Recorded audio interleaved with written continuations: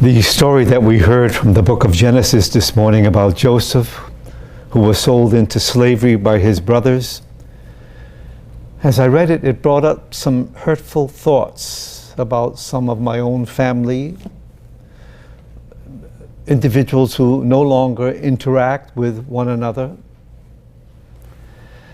Joseph was one of Jacob's 12 sons. He was the second youngest when he left his father-in-law's land and went to the promised land. And some of Joseph's brothers were jealous of Joseph because he was his father's favorite.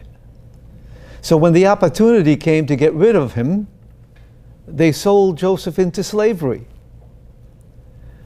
But with the passage of time, Joseph became endeared to the Egyptian king.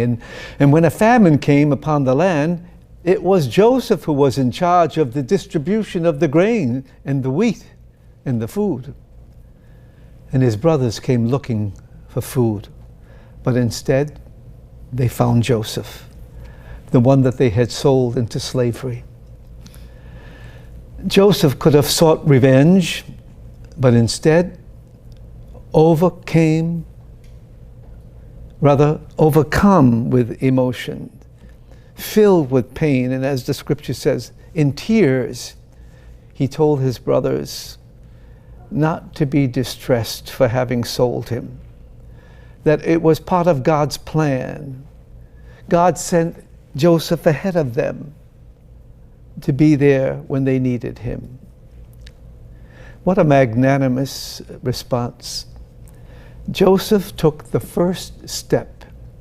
He made the first move. He broke the ice. And so often that is what is lacking among family members who are at odds with one another.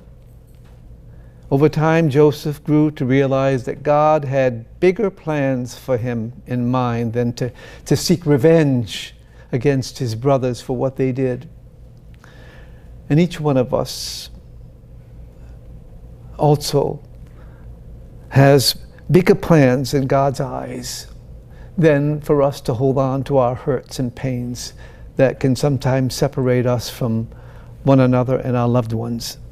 These past few days, we have also been hearing about the 12 men that Jesus selected and asked them to go forth and carry out his message to the ends of the earth. Well, God also had big plans for the 12 of them in mind. And he empowered them to heal the sick and drive out the demons. And he reminded them that what they had received was freely given to them.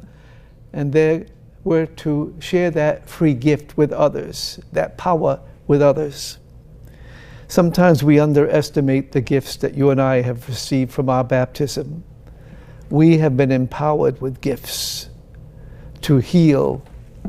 And sometimes it's a simple word or a gesture that comes from us that can serve to heal wounds and hurts that separate family members and neighbors and, yes, nations.